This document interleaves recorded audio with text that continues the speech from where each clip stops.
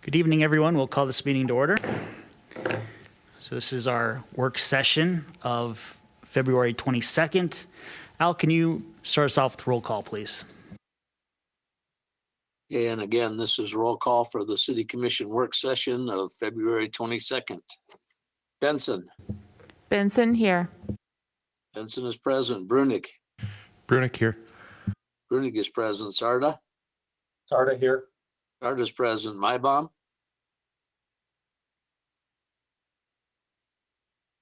And we'll try one more time. Mybom. Minor. And again, we'll try one more time. Minor. Mosier. Mosier here. Mosier's present. Schramm. Schramm here. Schramm is present. Weber. Weber's present. Weber's present. Mayor Johnson. Johnson here. Mayor Johnson is present. City Manager Leon. City Manager Leon present. City Manager Leon is present. City Attorney Denherter. Denherter is here. Attorney Denherter is present. All right. Public appearances. This is a time when members of the audience can address the commission about something not on tonight's agenda. Is there anyone in the audience? I'm getting a shaking of the head. So we will move on then to the business of this evening, which is our cannabis discussion. I will hand it over to the city manager to introduce that. Good evening, Mayor and City Commission. Ross and I, as well as a team of city staff, have been working with Mr. Bill Efting, who is on Zoom with us, or excuse me, on our GoTo with us this evening, with the purpose tonight of just giving kind of an overview of his experience with the whole process of legalization of cannabis for medical and recreational uses. I know we're up in the air a little bit on both, it seems, at the present. I think medical is a little more certain in our state, and that's not a question of if, but when. And even as recently as late this afternoon, there's been some changes to that, and we'll talk about that a little bit. But then also the recreational use and what that could mean for the city and the county and really our whole state if that's something that comes to fruition later. So a lot of folks have asked us, why are we talking about this now? We don't even know what the rules of the game we're playing by are yet. And that's true. But we also know in our experience that the wheels of government move a little slower than the wheels on some other carts. And it will be nice to, we know we're going to be playing a game, we just don't know when, and we don't know all the rules yet. So there's a few things that in consultation with Mr. Efting, it seems like would be worthwhile to start thinking about, planning for. And we wanted to give you an opportunity to meet him, hear some of his experiences, ask him general questions. And then the team that we put together, who we'll talk about a little later, will do a little bit of work, and we'll be providing updates to the commission throughout probably the spring and summer. And then when it's time to make some decisions, when we know more of those rules, come back to you for direction. So with that, I'll hand it over to Bill, and he can talk a little bit about himself and his knowledge of our area and his knowledge about cannabis and how it can impact local government. Thank you, Amy, and thank you, Commission. I grew up in South Dakota. I graduated from Riggs High School in Pierre, did my undergrad and master's work at USD. In '84, we moved to Colorado and have been here since. I've been a recreation director, I've been an assistant city manager, I've been a city manager in 5 different cities. So I've got a lot of experience in government. This is my first go-to meeting ever with a city commission, but it seems to work pretty well. As you may well know, in 2012, Amendment 64 passed in Colorado. And Colorado and Washington State were the first 2 in the country. And like you are right now, we didn't know what to expect. We didn't have any experience. dealing with cannabis. We didn't know what the state legislature was going to do, which is also a common theme. But what we did do is the minute it passed, we formed a team in the city to all be on the same page from a staff level, because the phone calls started coming in. And I know Yankton's had some already, and they're probably waiting till Amendment 1100 has been finalized or passed or whatever happens with it.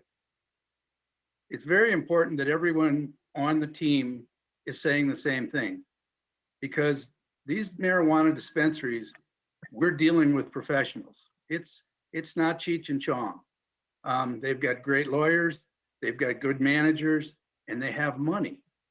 So when this happened passed in 2012, it didn't come effective until January 1st of 2014. And we've been working, I was in Frisco, Colorado, which is a member of the Colorado Association of Ski Towns. So we all have similar problems of housing and transportation. And then we had a new problem called marijuana, and the whole country was watching us. So we had a lot of our own teams, and we had teams throughout the state working on it. And we thought we were pretty well prepared for January 1st, 2014. A couple of the little things that we weren't prepared for that I think South Dakota will be prepared for is by paying attention to what's happened in other states. I had never thought that we would get an application for a drive-through dispensary, just like you're going to McDonald's. Drive in, put your order in, and drive away. Another thing we weren't really prepared for was we had a huge increase in panhandling. We had to look at our panhandling ordinance. And some of the signs basically said they weren't asking for money, they were asking for cannabis. One of the other ones that we weren't prepared for, and right now in Colorado, there's still a movement to open marijuana clubs.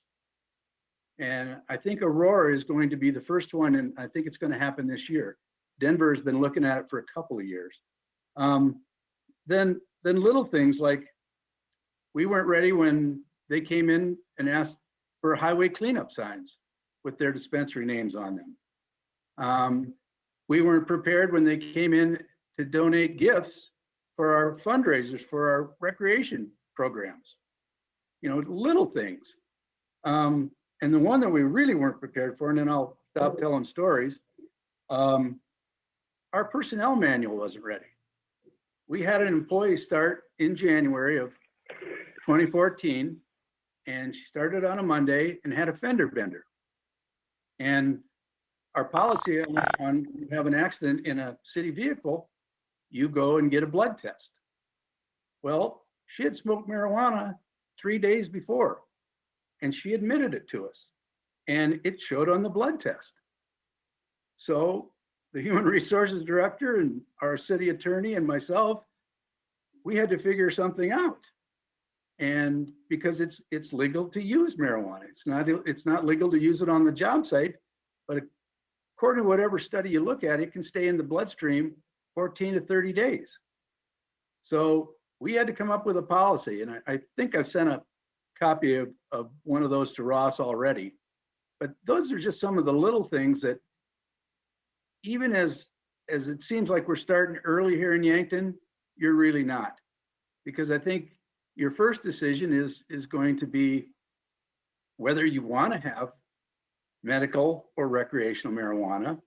And if you do so, then you get into a lot of things like, you know, how many dispensaries do you want in Yankton? How close to the schools, the churches, the daycare, those types of things.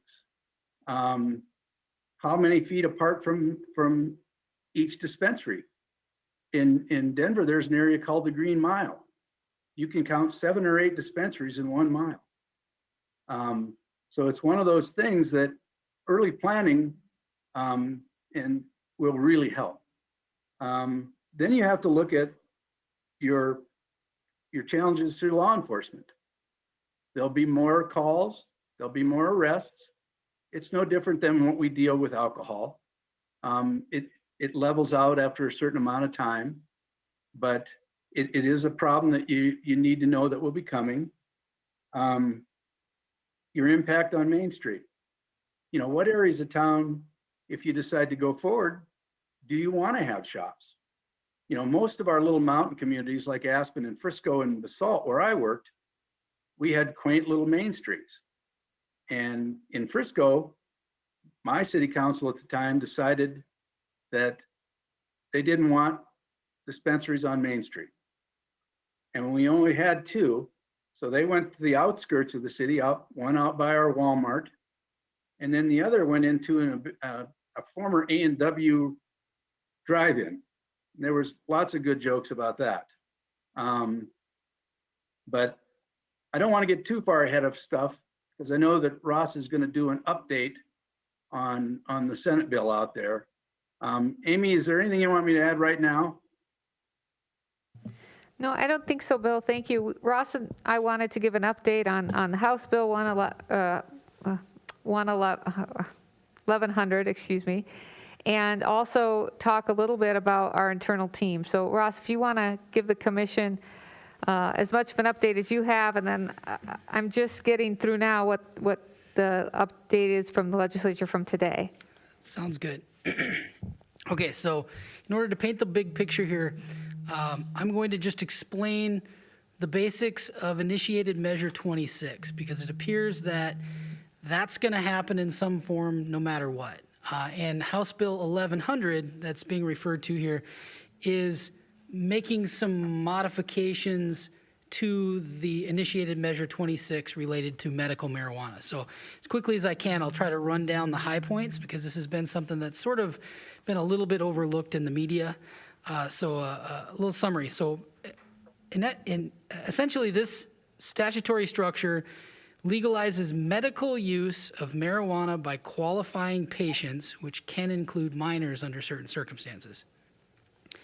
If an individual doesn't follow the rules, they are not shielded from criminal charges or other civil and professional consequences. There are specific definitions for what constitutes medical use. The statutory structure sets out rules and licensing requirements for things like cultivation facilities, cannabis testing facilities, cannabis product manufacturing facilities and dispensaries, what is referred to in the ordinance as medical cannabis establishments. So that's what we're going to be thinking of. That's the lingo that applies to the dispensaries for medicinal marijuana. Under the Act, there are numerous rules that apply to the personal use of medical marijuana and numerous rules that apply to the manufacture and delivery of marijuana to qualified patients. So let's break it down by those 2 categories. So we'll talk about personal use first.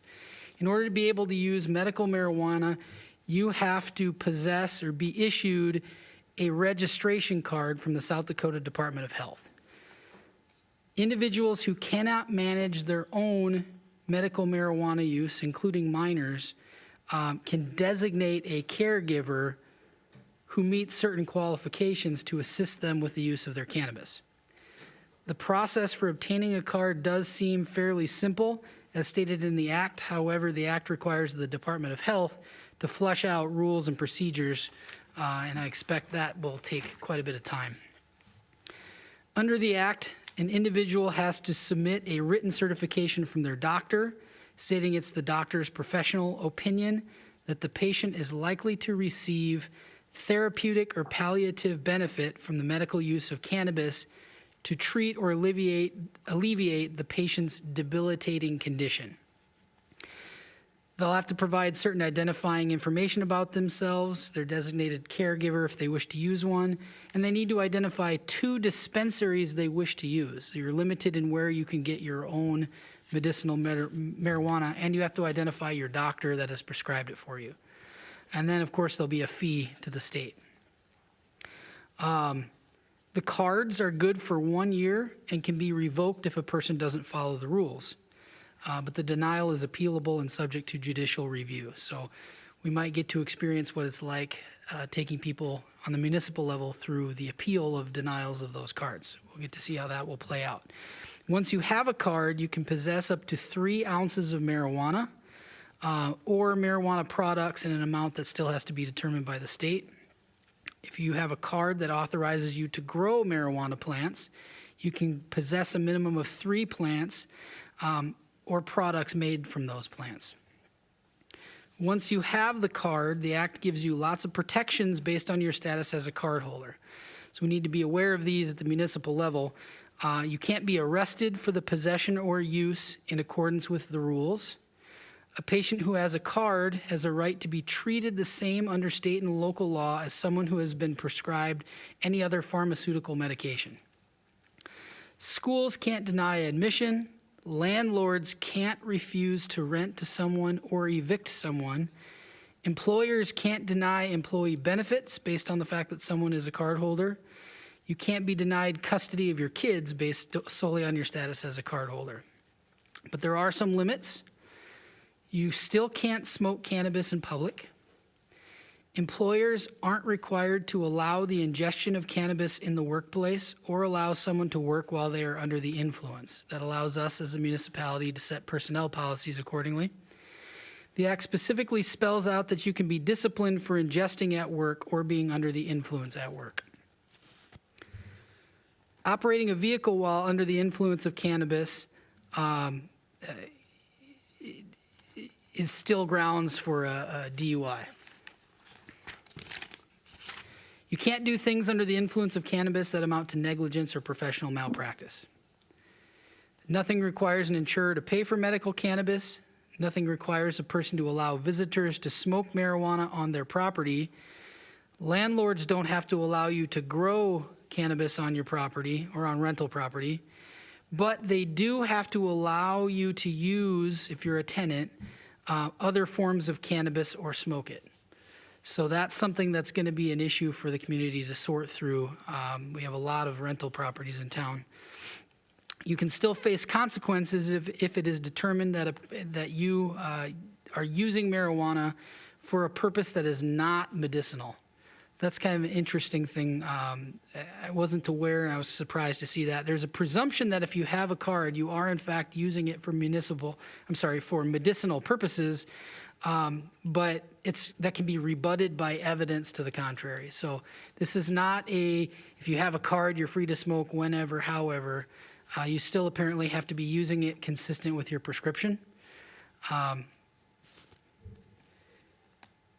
Any questions about personal use? I think that's fairly exhaustive for now. Cultivation facilities must all be licensed by the state. It doesn't appear that there's any obligations that the city permit cultivation to take place within city limits. I expect those will be in agricultural districts or in warehouse-type facilities. There is provisions specifically relating to local governments. I think these are helpful for the commission to know. If a local government has enacted a numerical limit on the number of medical cannabis establishments in the locality, and a greater number of applicants seeks registration from the state, the department shall solicit and consider input from the local government as to its preference for registration. So that's kind of a unique process.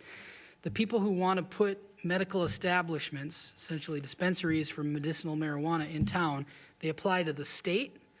The state keeps track of how many we permit, and if they get more applicants, they come to us and say, all right, now what do you want us to do? Who do we give these to?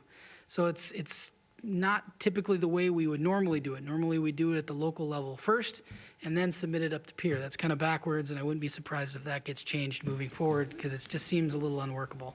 So Ross, do you think the method by which we make our preference, is that something we'll be able to decide and there'll be legal guidance for that? Yes, I expect so. We're still really on the front end of this. So a dispensary couldn't just offer the city $1 million and all of a sudden there are Well, maybe it preference? can, I don't know. Because we do have some projects we could put Yeah. that towards. A local government may enact an ordinance not in conflict with the act governing the time, place, and manner and number of medical cannabis establishments in the locality. So a local government may establish civil penalties for violation of an ordinance governing time, place, and manner. No local government may prohibit a dispensary, either expressly or through the enactment of an ordinance that makes the operation of the dispensary impractical in the jurisdiction. So that's a difference between the recreational constitutional amendment and the medical statutory structure. This does not permit the city to say we will not have a medicinal marijuana establishment. We have to allow at least one in our community according to Section 59 of the Act.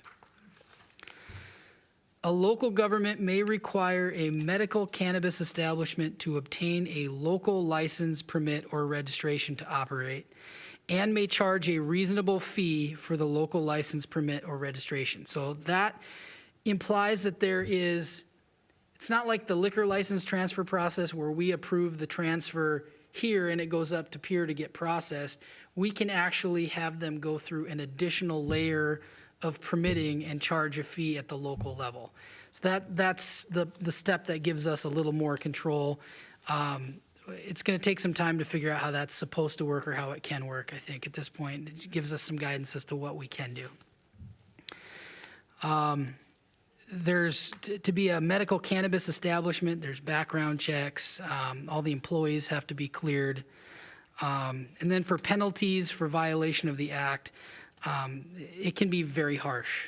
You can lose, if you're the medical establishment, you can lose your license, of course, but there's some fairly stiff civil and criminal penalties that can compound. So if it's your second or third violation, it can get really very painful.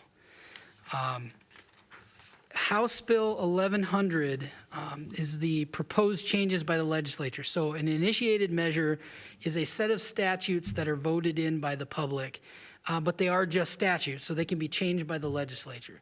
So the legislature visited initiated measure 26 and decided that the key change that they wanted to make was to create a legislative committee to study the process and flesh out some of the issues that are clearly going to need to be worked out here. And then the other major change was to delay the enactment by 1 year. It isn't passed yet. It sounds like, I think Amy might have an update because this is literally breaking news as we speak for how things turned out today. It sounds like there may be some additional changes that were proposed today, but those are the two primary changes in House Bill 1100. There is no movement at this point to do away with initiated measure 26. Correct. Thank you, Ross. So today, the House of Representatives met on a second hearing for House Bill 1100 to really extend that timeline for the medical marijuana, which I actually communicated with our representatives and said I was, in favor of that and thought that would be good for cities and counties across the state because our Department of Health is limited, and it's even more limited right now. This is a huge change for us in South Dakota, and I think we need more time. Today, as they debated the merits of House Bill 1100, it sounds like there's an alternative being proposed, which is a longer timeline than the amendment. The amendment indicates, but it's shorter than what was proposed by House Bill 1100. So we just don't know by what date we have to develop these things. But that's important for a couple reasons. Those of you who have been on the commission know how long it takes to get things underway, a project or a big change in our type of organization. And we can be relatively nimble, but it's going to take a lot. So there's a lot of things we're going to have to work through, and we don't even know what we're working through yet. So I would just from a staff side encourage the commissioners to think about the fact that once we know the rules by which we're playing, we're going to have to focus on that. And fortunately, we have Mr. Efton to help us. Also on our team, we have Al Varick and Lisa Yardley, because there's going to be a lot of questions about licensing, revenues, all those things. Commander Todd Brandt is representing law enforcement, and we know that we'll probably need consulting from other folks, our detectives and other people in law enforcement as well on that side. Dave Mingo from the planning and zoning side has already taken a look at some of the mapping in case we want to follow some of the same protocol that we use for our sexually orientated businesses in terms of distancing from certain types of facilities. So there's a good team involved, and then of course Ross and I. We also know that as we go through the process, we're going to need to consult with some people, probably Yankton Medical Clinic professionals as well as Avera professionals on the medical side, and then when we start looking at human resources, we'll probably be pulling Corey Poshbushel in for our organization, but know that I think others will look to us as what we're going to be setting forth for our organization for guidance as well. So we really still do, even without the rules, have a lot of work to do, but until we know where House Bill 1100 sits, we won't know where medical marijuana sits, and until the Supreme Court or whoever rules on the recreational, we don't know where that is either. But still, I think we have a lot of work to do.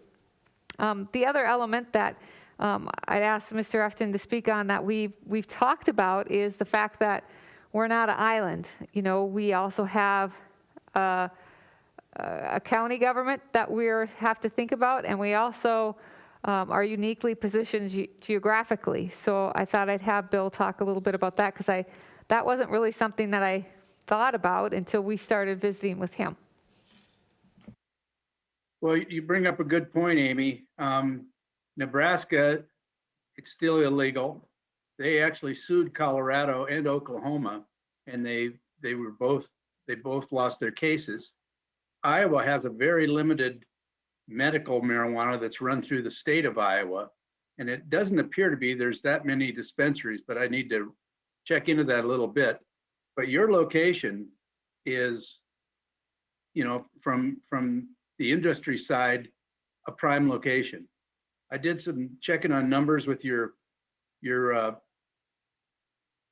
number of visitors that visit Lewis and Clark and Gavin's Point every year through the South Dakota tourism. You're going to be, if you decide to go forward, and it does sound from what Ross said, the medical part will, ground zero. You have a location that the people in the business will be looking at Yankton, simply because of Iowa and because of Nebraska. And that's why the cooperation working with your county is very important, I think. If you can come out with the same type of rules and same type of guidelines, I think it'll run much more smoothly. Because you don't want the dispensaries to get in a bidding war between governments. It's about as simple as that. We worked well with all the counties and the municipalities I was in.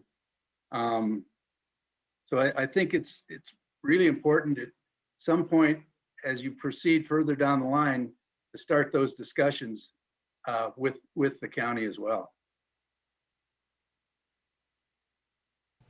Another one we weren't prepared for that I almost forgot about, one of our neighbor communities, instead of a bed and breakfast, they opened up a bud and breakfast. And then they had tour buses driving around. And then they had marijuana cooking classes. All these, there's just, every time you think of something they can't think of, they do. So there's a big market. And I know people in Colorado are looking at South Dakota. People in Missouri are looking at South Dakota that are in the business. And I think your timing is really, really great to be looking at it. I think one other thing that I can ask the commission to be thinking about and having conversations with, in terms of their, social groups and the constituents in Yankton, is the fact that how the vote turned out locally. Ross and I checked that out. It did pass here. It didn't pass as readily in every county. Medical marijuana passed. We kind of resembled the state at a little higher percentage than the recreational, but both passed. but it wasn't, a complete landslide. So there is a portion of the population that doesn't believe this was right for our community. So just because it's the will of the people as a whole doesn't mean that there isn't going to be things to work through here locally or conversations to have. And from your experience, Bill, those people will make themselves known throughout the process, and we need to provide, my understanding was, a number of venues to have those conversations with people. You're correct. I mean, the public outreach at the appropriate time is a must. And sooner than later. You don't want the public outreach just before the commission has to vote on it, because then it'll just go crazy. I'm having flashbacks from being a city manager. But it's one of those things that they will come out of the woodwork. And they came out of the woodwork in Colorado. Colorado only passed by 55%. Both medical and recreational were on the same ballot on 64. We did have the opportunity to start with our medical first. And that, I think, was an advantage, because there were some cities and towns that did the medical, but they waited on the recreational. They were able to watch and see how it did in their communities, what problems it created or not created, and go from there. I think the language in South Dakota will probably, when it's done, give Yankton that same type of option of, you can maybe just have the medical, or you can do both. But it depends on how it's written. But in Colorado in 2017, 40% of the cities had legalized the sale of either medical or recreational. When it passed in 2012, it was only about 20%. And I don't have the new statistics, and I'll get those, but what we are seeing is more communities are signing on after seeing what happened in others, and in Colorado, it was a loss of revenue as well. And I do believe that, Ross, you might be able to clear this up for me. If you, in the amendment if you as a local jurisdiction do not allow dispensaries, you have to allow it to be grown. Is that correct? Correct. Under Amendment A, if there is no available dispensary for recreational purposes, the law, as it's stated in the constitutional amendment, permits up to 3 plants that you can grow yourself. So that's one difference between the recreational side and the medical side. As I indicated to you guys earlier, we have to permit at least one medical dispensary in Yankton. We do not have to permit any recreational dispensary, and they cannot be the same thing. So we can decide whether to open it all up or just confine it to the medical side. That's going to require, I imagine that conversation may be a bit controversial, and you guys are going to want to plan how you address that with the community so that everybody feels like their voice is heard.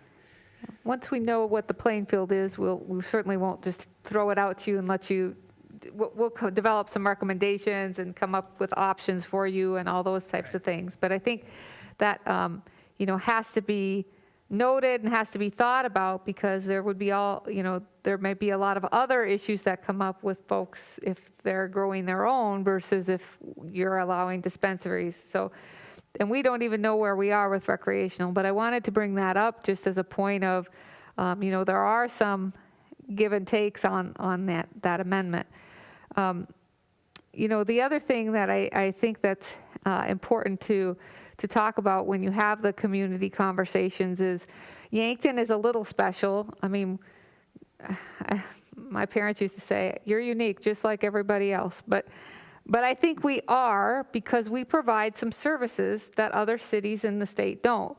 We have a lot of resources for mental health folks and folks that are, dealing with that.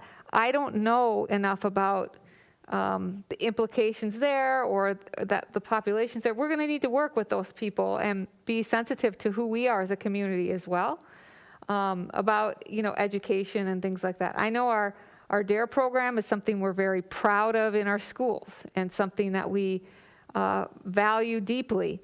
Not all states do. I don't even think all communities do DARE anymore, but that's something that we found works in Yankton and it's popular with our law enforcement, it's popular with our schools. It's important, I think, too, that, that changes the vernacular a little bit probably for DARE and other programs. And so we'll want to make sure that when we get to the point of thinking about revenue, and we're way off from that, that we think about where we need to focus attention on and some of the, what I would call maybe social implications. I mean, we're all look forward to having revenue and the potential there, but there could be some social implications as well that we'll want to talk through and work through given our population. Amy, when you bring up a unique population to Yankton, have you talked to any of the manufacturers? Because I would imagine that this could end up being a huge debate or conversation with our manufacturing community because we do have a large base for that as well. Yeah, I have not spoken with them, but I definitely think that as we continue to meet with Bill, that will be conversation that we should have and have a subgroup with some of our employers. We have a lot of manufacturing in our community, and I think now it's hard for them to get the workforce they need. If recreational becomes something that's acceptable, how do they keep folks on the line? What are their policies going to be? Does that make us more or less attractive for, somebody that's looking for a manufacturing position? So I think all those things are things that we have to consider as a community and determine what is going to be right for us. So I can see us pulling those kind of folks into the conversation as well. It's an area I just don't know enough about right now. Ross, I have another question. When you talked about us not having an option but would have to have a distillery or some rules there, is that based off population or is that every city in South Dakota has to allow one? So whether you're a Yankton or a Gayville, every city will have to allow something like that. I don't remember off the top of my head, I'm sorry. I was trying to take a crash course in it. I don't know if you looked at Initiated Measure 26. When you print it in its PDF format from the Secretary of State, it seems not terribly bad. It's maybe 5 or 6 pages long. However, it reads, it's print about half the size that your bank mortgage is. When you print it in a legible format, it ended up being 28 pages long. So I'd have to sift, and I can get back to you with a legitimate answer to that question. I just don't remember. I'm sorry. No, that's okay. I was just curious because, you're looking at communities of 20 people and communities of 20 to 100,000, and are the rules the same for every city or community? Seems And like a big difference there, And doesn't it? maybe Mr. Efting has some thoughts on that and in the sizes of towns in Colorado. But I do have a question. When we talk about medicinal and recreational marijuana, you had talked about the luxury of some communities in Colorado being able to start with the medicinal, which it sounds like we'll be doing, and then moving to recreational. When you discussed your issues, are the issues the same with both parties, or did you find they changed or altered when you added on the recreational? We had a few more calls when we added the recreational for law enforcement because we were tourist towns as well. And things like they could buy it, but where could they smoke it? A lot of the hotels weren't allowing it. The VRBOs, some were, some weren't. It escalated a little bit, but not to the degree that I personally had thought it would. And we, Bill, have a lot of state campgrounds in our area. A really big one, just out by the lake, as you know, you're familiar with Yankton. So that will be something we'll have to work through. Another population that we're going to need some help from and advice from and talking to is the banks, because just because it's legal in South Dakota or Colorado, there's a federal aspect as well. So how banking is performed and how that works. And so we're hoping we can get some help from Mr. Efton and then from our professionals here about what that's going to look like. So, it's just another example of this is the will of South Dakotans, and that's awesome. But whenever a law is passed, we actually create more rules which seems counterintuitive. But that's what happens whenever you pass a law. There's more rules and more things for the city attorney to do and for the city to regulate, which, depending upon who you are, that's good, bad, or indifferent. But we're going to take on a whole sort of, I don't know, where are we going to house marijuana just in our organization? I mean, who's going to oversee, is it going to be IT dispatching marijuana? I don't know. We'll have to work that out too, but Dwayne can do a lot of amazing things, so I don't know. But we'll have to work all those things out too. It'll need some oversight. It'll need a team of people. And so we're overwhelmed. And I didn't like that Bill said we're ground zero, because I feel like we were ground zero now for a flood, and the whole country's been ground zero for a pandemic, and we're going to be ground zero now for marijuana. But I think it can't be, we will be able to navigate it. We've got good people on our team. I really appreciate you all investing in Bill so he can help us through this, because this is something we don't want to get wrong either, for our families, for our bottom line, for our community. We want to do this right. And we don't know what size will fit us yet, but I think it's something we want to step through with someone who's been through it before, and we can learn from maybe his successes or other mistakes that he saw throughout that time. Sorry, I keep asking questions. Bill, I would be curious, Amy brought up a good point. Do you have an approximate idea on, did you have to add a lot of positions at the city level to deal with this, or did it seem to balance out after it settled? Well, with only 2 dispensaries, we were fortunate not to have to add any law enforcement, and our finance department was able to work with it. The clerk is involved with the licensing. The larger cities that had, 8 to 10 dispensaries or more than that, some of them did have to add some law enforcement and perhaps some staff people. I wouldn't bet against that, but I don't know for sure. I can find out through the Colorado Municipal League pretty easily. But it was a whole lot of work at the beginning, and when we finally opened them up, I'm trying to put this the right way. It wasn't as bad as I thought it would be, but it was definitely a learning experience, and it still is.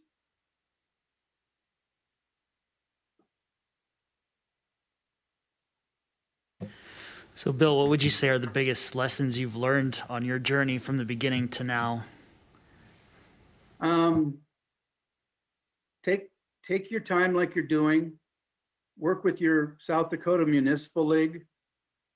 At the right time, have some public outreach, and get as much information from as many people as you can to make a good decision. But it does go much quicker than you think it will. It will be here before you know it. We get caught up in our everyday lives, and the city commission deals with everything else in the city. This is just another one on your plate, but it will be here sooner than you think. You have a great team, and I think we're off to a good start. But keeping everyone saying the same thing in the beginning is probably one of the best things that I learned through this, because what happens if you have one staff person giving wrong information, it's all over the place, and then you're dealing with it. That's why Amy putting her team together was a good idea. And we meet every 2 weeks just to see what is happening. I think over the next couple months, some of the meetings will be longer than others, and some they may not last long. But it's staying on the same page and reporting it back to the commission and keeping everyone in the loop. The communication's key.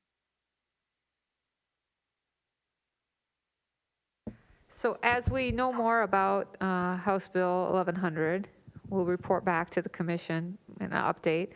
Also, as we know more about where recreational goes, we'll provide an update. And then we'll continue to meet with Bill and start figuring out how to eat the proverbial elephant.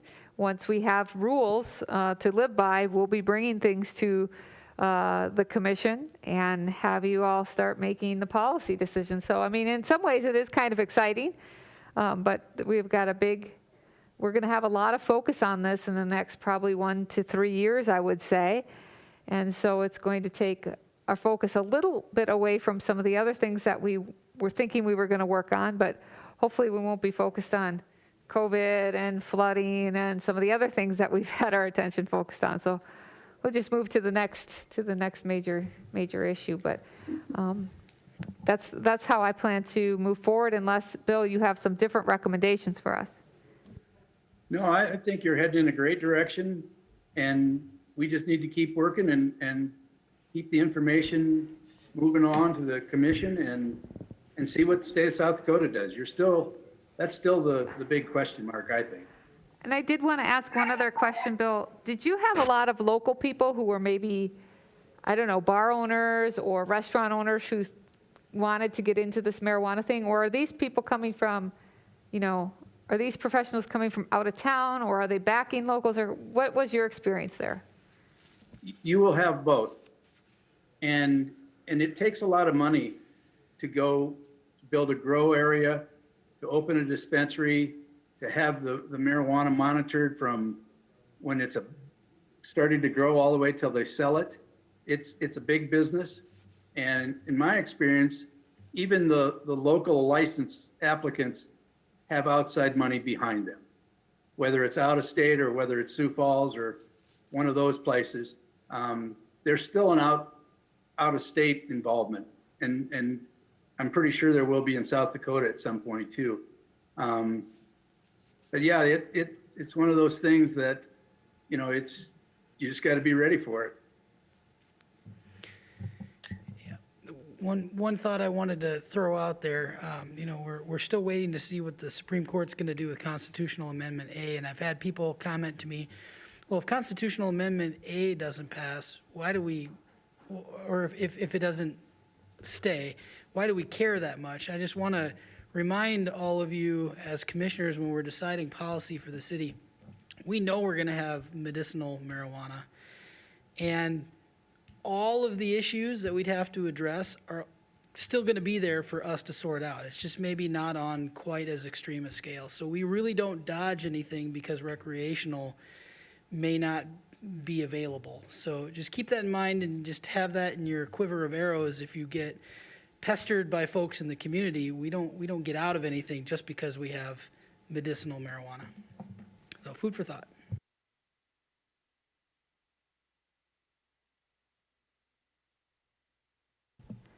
Any quick questions left for me?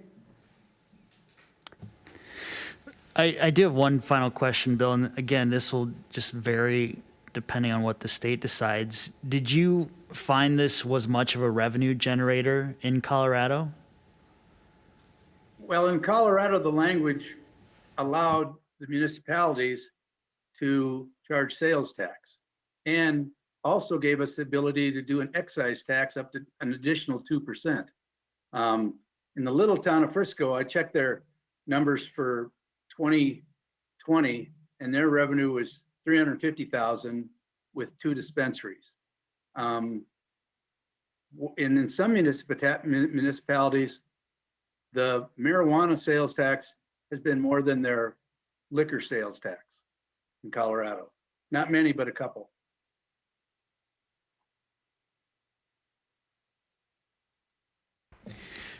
Any Yeah. more? Or go ahead, Amy. We'll have to see what the state legislature allows for cities when that comes to fruition. Not a question, but just something we talked about in our group meeting that I would also have the commission consider is, you're setting policy probably for a long time, which is also exciting. Think about not just location, but what you would want these places to look like. I mean, we're starting from ground zero, like Bill said. So, are you, I'm interested in making them not look, I have this idea of what a marijuana dispensary might look like. And I don't know if that's correct or not, because it's coming from a lens that I have, I would want to think we'd have some design criteria. So, we're making them inviting places, and they're not, I think we could have some design criteria. I think we need to be thoughtful about signage. and make it fit our current sign requirement, but also there might be some vernacular that you want to stay away from. Just depends upon how you feel as a commission. We have to be careful a little bit with that because Ross will tell me, we have to be appropriate with what, I don't know, manner and place or whatever you and Dave like to say. And that's true. I also, though, I think that we want to make sure that we're keeping with the caliber of the businesses that we have and the, looks that we have and all those types of things. So I think we can probably have some say in how those things actually look when it comes to fruition. Ross nodding his head, so that's good. Correct, yes. All right, is there any further commission discussion?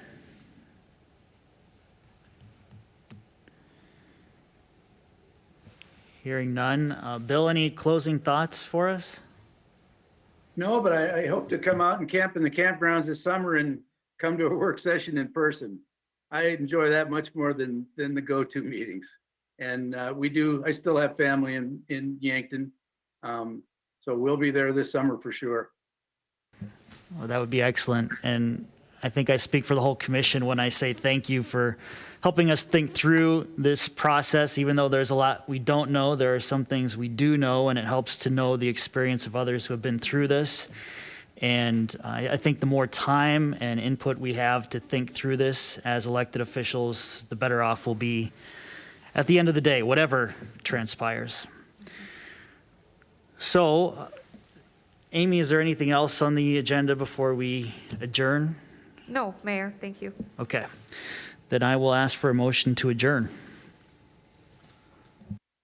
So moved, Mosier. Schramm, Benson. second. We have a motion and a second. Al, roll call, please. Okay, and this is a roll call for the adjournment of the work session of February 22nd. Mybom. Aye. Mybom is aye. Minor. Minor is still absent. Moser. Mosier, aye. Moser is aye. Schramm. Schramm, aye. Schramm is aye. Weber. Weber is aye. Weber is aye. Benson. Benson, aye. Benson is aye. Brunig. Brunick, aye. Brunig is aye. Sarda. Sarda, aye. Sarda is aye. Mayor Johnson. Johnson, aye. Mayor Johnson is aye. Motion passes 8-0 with one absent. With that, the meeting is adjourned till our regular meeting begins at 7 p.m. Thank you, everyone. Thank you.